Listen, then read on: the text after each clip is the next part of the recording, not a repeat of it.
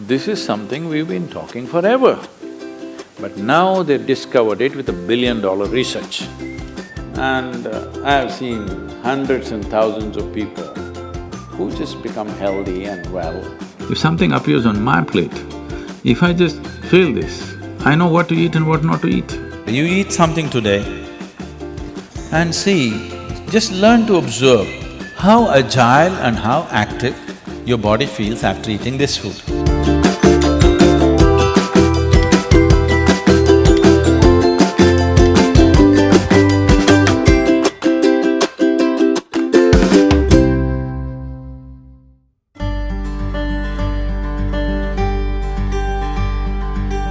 The simple thing right now that's a rage in the world is, if you come to our ashram, all the people there who are physically immensely active eat 10 o'clock in the morning, 7 o'clock in the evening, 2 meals.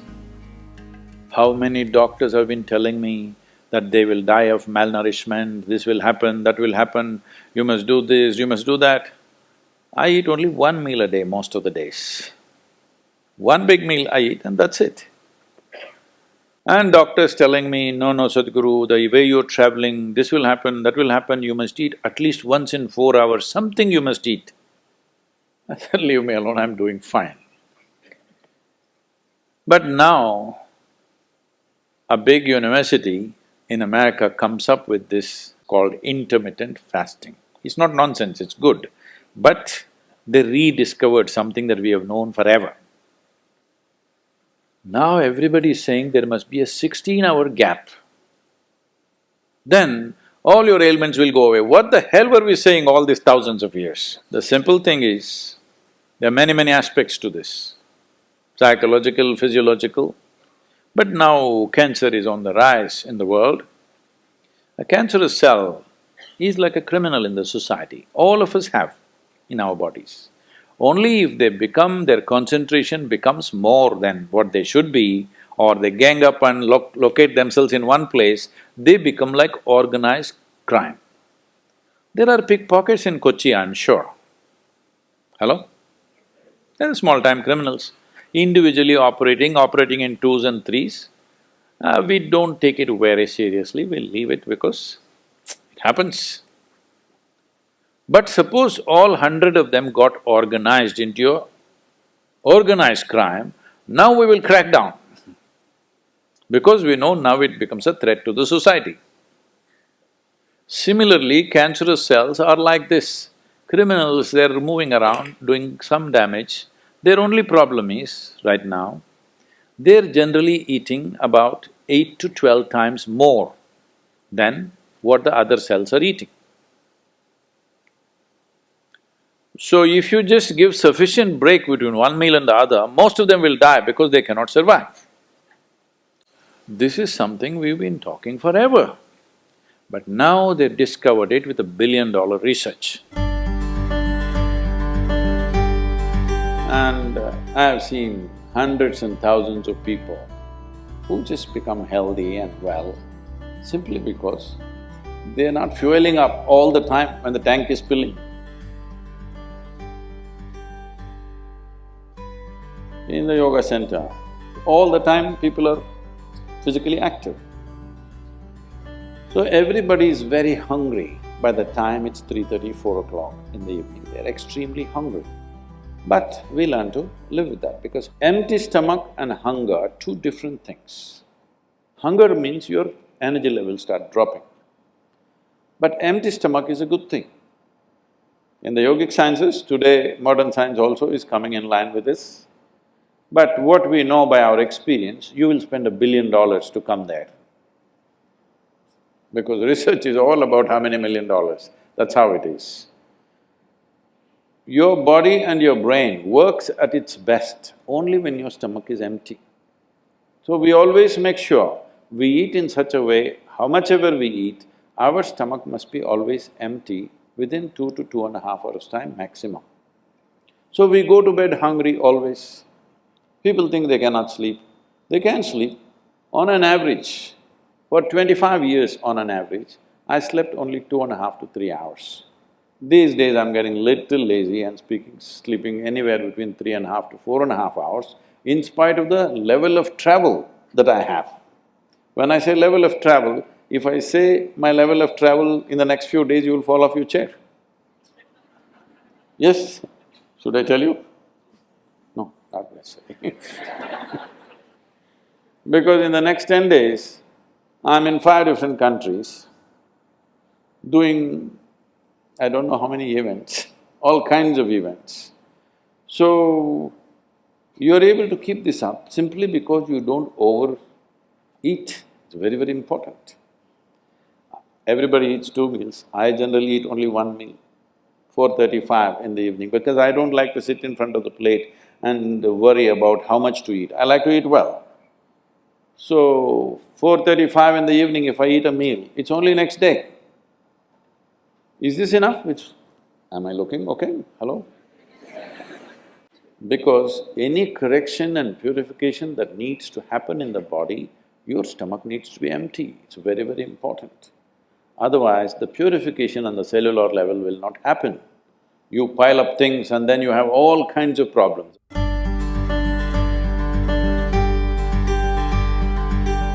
When you don't touch the food, you do not know what it is. If food is not good enough to be touched, I don't know how it's good enough to be eaten. So we should not have listened to our mothers and we should eat with our fingers because touching our food helps us stay in contact with it. The cleanliness of your hands is entirely in your hands. The cleanliness of the fork is not entirely in your hands. This is true.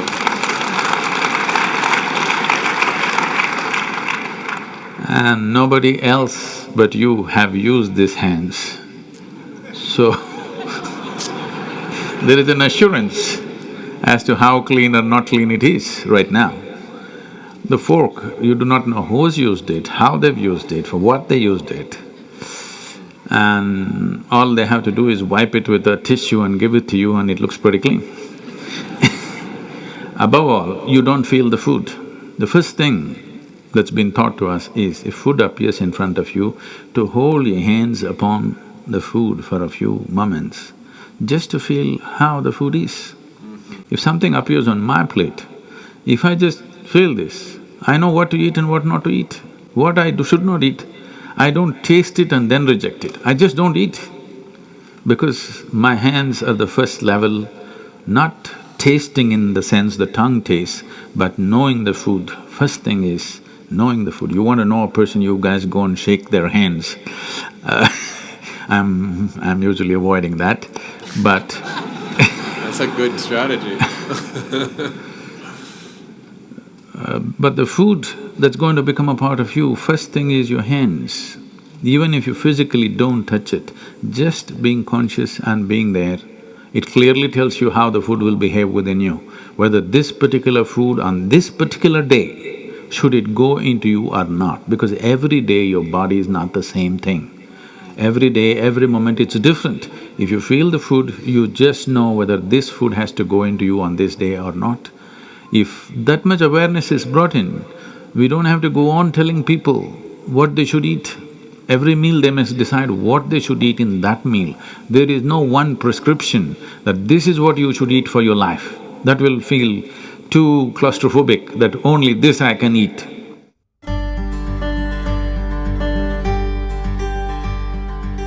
Your selection of food and consumption of food also must happen consciously. More than what you eat, how you eat it is also equally important. When I say how you eat it, these are all live substances. Every one of them had a life of their own, whether it's a plant, animal, vegetable, every one of them had a life of their own.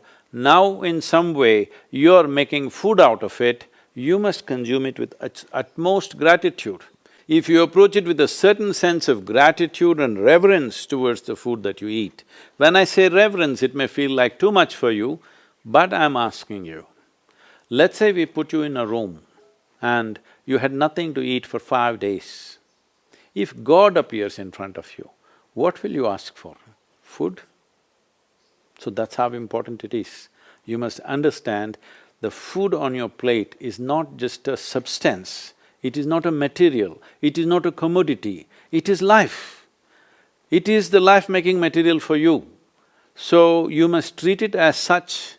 Right now, when it's on the plate, when it's out there, it has no value, but the moment you consume it and it becomes your flesh and blood, now suddenly it's of immense value. Why do we live like this? It's very important when it comes on your plate itself, you must treat it as a part of yourself. With great reverence, you must consume. Just the way you consume it, if you change that, food will behave very differently within you. This is what consciousness means. If people say your consciousness has no impact on your life, only chemical structures have impact, I'm very sorry for them because that's not how life works.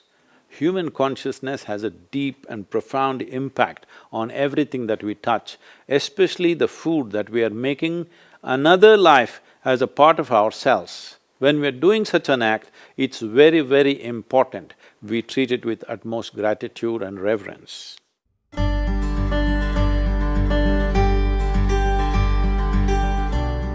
I want to tell you, there is no such thing as good habit and bad habit.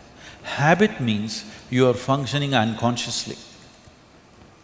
If you are functioning unconsciously, that's a bad thing because the whole thing about being human is we are capable of doing things consciously.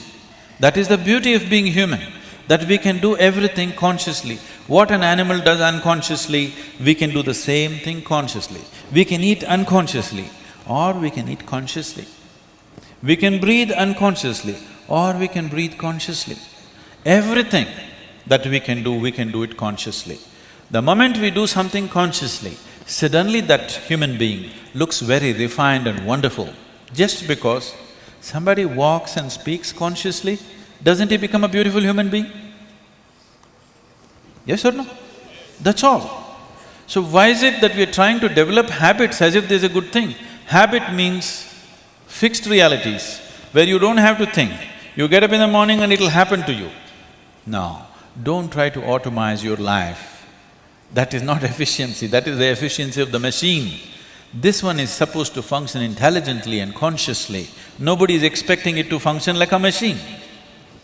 So, about food and stuff, food must be suitable for the body that we eat for. It is for the body. This is a building material for this body, the food that you're eating. What is the appropriate food? Unfortunately, it's all messed up right now. Traditionally, we ate very sensibly in this country, but these 1,000 years of innovations have brought other kinds of food cultures, and today the national diet is pizza or pasta. What is it? Which is one? I don't know. Both were competing. So, we are losing our sense about food. It's definitely time to look at what is the most suitable thing. If I go into that food, it's a very long process, but you must experiment with food, not just by the tongue, but by the body. You eat something today and see, just learn to observe how agile and how active your body feels after eating this food. If it feels like it wants to go to the grave, that's not good food. If it feels like it wants to be alive after eating this, except coffee, because that's a stimulant. If you eat food and your body feels very agile and alive, that means it's good food, body is liking it. If you eat something, it feels dull, that means it's not liking it, it's having difficulty with it, that's why it feels dull. So just on this basis, there's a much… this is a very simplistic way of putting it.